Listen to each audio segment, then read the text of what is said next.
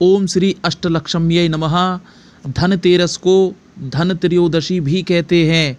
ये कार्तिक पक्ष में मनाई जाती है। बड़ा ही शुभ पर्व है ये। इस दिन पूजा करने से सभी प्रकार की धन संबंधी समस्याएं दूर हो जाती हैं व्यक्ति की। इसलिए आपको इस दिन पूजन अवश्य करना चाहिए। पूरी विधि जानते हैं इस दिन आपको क्या क्या करना है, आइए जानते हैं, सुनिए ध्यान से। इसी दिन समुद्र मंथन से धनवंतरी देव अमृत कलश लेकर प्रकट हुए थे, इसलिए ये धनतेरस मनाई जाती है। और धनवंतरी देवताओं के वैद्य भी हैं। इस दिन धनवंतरी और श्री कुबेर देव की पूजा की जाती है। आप चाहें तो इस दिन लक्ष्मी, गणेश और सरस्वती का भी पूजन कर सकते हैं, या फिर आप इस दिन हवन भी करवा सकते हैं। आप चाहें तो हवन की प्रक्रिया दिवाली के दिन भी पूरी कर सकते हैं, बड़ा ही शुभ होता है। महालक्ष्मी इससे अत्यंत प्रसन्न होती हैं, इसलिए प्रत्येक व्यक्ति को दिवाली, धनतेरस इन 2 दिनों में हवन अवश्य करवाना चाहिए महालक्ष्मी जी का। विशेष रूप से धनतेरस के दिन धातुएं खरीदने का प्रचलन है। आप इस दिन बर्तन, सोने के आभूषण, ये सभी प्रकार की वस्तुएं खरीद सकते हैं। और उसके साथ ही इस दिन पूजा करने के लिए श्री गणेश, लक्ष्मी और सरस्वती इनकी मूर्तियां भी खरीदना बड़ा ही शुभ माना जाता है। और इनके वस्त्र, माला, कहने का मतलब है सभी प्रकार की सामग्री खरीदी जा सकती है। पूजन से संबंधित आप कोई भी वस्तु इस दिन खरीद सकते हैं। और झाड़ू खरीदने का प्रचलन तो है ही, इसे भी आप खरीदिए, बड़ी ही शुभ होती है ये भी। धनतेरस के दिन अपने घर की, अपने व्यापार स्थल की, दुकान की साफ सफाई बिल्कुल भी नहीं करनी चाहिए, बड़ा अशुभ होता है ये। और धनतेरस के दिन लोहा खरीदने से बचना चाहिए। लोहा भूल कर भी ना खरीदें, बड़ा ही अशुभ होता है ये।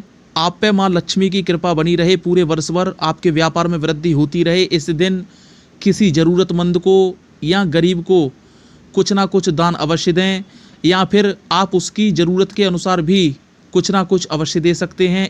इससे भी माँ लक्ष्मी अवश्य प्रसन्न होती हैं। यदि आपके दुकान पर, व्यापार स्थल पर कोई भी व्यक्ति कुछ भी मांगने के लिए आता है तो उसको कुछ ना कुछ अवश्य दें। उसकी प्रवृत्ति को पहले भांप लेना चाहिए, कहीं वो आपके पैसे की मदिरा तो नहीं पिएगा इस दिन, तो आप उसे कोई खाने की वस्तु भी दे सकते हैं, ये भी ठीक रहेगा। धनतेरस के दिन लोटा, कलश, गिलास ये विशेष रूप से खरीदना बहुत ही शुभ माना जाता है, अवश्य खरीदें आप। धनतेरस के दिन आप अपने पूजा घर में या व्यापार स्थल पर लगाने के लिए अपनी इच्छा के अनुसार कोई यंत्र भी अवश्य खरीद सकते हैं, बड़ा ही अच्छा रहता है ये भी। और यदि आपके घर में, आपके पूजा स्थान में यंत्र लगा हुआ है तो खरीदने की कोई ज़रूरत नहीं है, उसका ही पूजन आपको करना है। और यदि आप यंत्र खरीदते हैं तो घर लाकर उसका विधि विधान के साथ पूजन करना है। बाद में ये यंत्र आप अपने पूजा घर में या व्यापार दुकान स्थल पर आपको लगाना चाहिए। ये यंत्र आपको हमेशा उत्तर पूर्व दिशा में ही लगाना चाहिए। आप पूर्व की दिशा में भी लगा सकते हैं या उत्तर की दिशा में भी लगा सकते हैं। और दीपावली पे जो पूजन किया जाता है लक्ष्मी गणेश का, वो भी इसी दिशा में आपको करना है।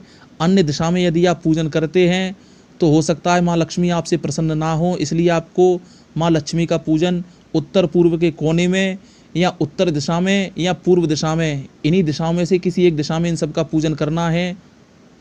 दिशा का निर्धारण कैसे करें, इसी के साथ आपको अपना पूजा मंदिर घर में किस स्थान पर रखना चाहिए, कौन सी दिशा में रखना चाहिए, मंदिर में कितनी मूर्तियां रखनी चाहिए, मूर्तियां किस प्रकार की रखनी चाहिए और कैसे रखनी चाहिए, इन सब के वीडियो भी डिस्क्रिप्शन बॉक्स में आपको मिल जाएंगे, अवश्य देखिएगा आप। तो धनतेरस के दिन आप मूर्तियां खरीद कर लाइए और इन सब का पूजन कीजिए। पटले पर लाल या पीला कपड़ा बिछाकर मूर्तियां रखें।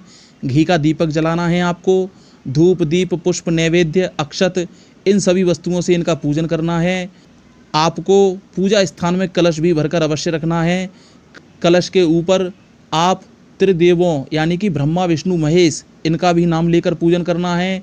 नदियों का नाम लेना है और चारों वेदों का नाम लेकर भी कलश का पूजन करना है। अगर आप ये पूजन धनतेरस से लेके भाई दूज तक करते हैं तो बड़ा ही शुभ होता है। आपका ये पूजन अवश्य माँ लक्ष्मी स्वीकार करेंगी।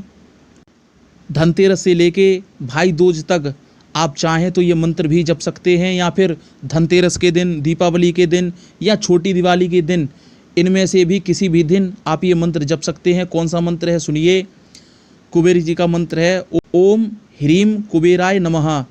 माँ लक्ष्मी का मंत्र सुनिए ओम श्री अष्टलक्ष्म्यै नमः या फिर ओम महालक्ष्म्यै नमः। इन दोनों में से आप कोई भी लक्ष्मी जी का मंत्र जप सकते हैं। और सरस्वती का मंत्र है ओम ऐं ह्रीं सरस्वत्यै नमः। इन मंत्रों की आप अपनी इच्छा के अनुसार माला जप सकते हैं।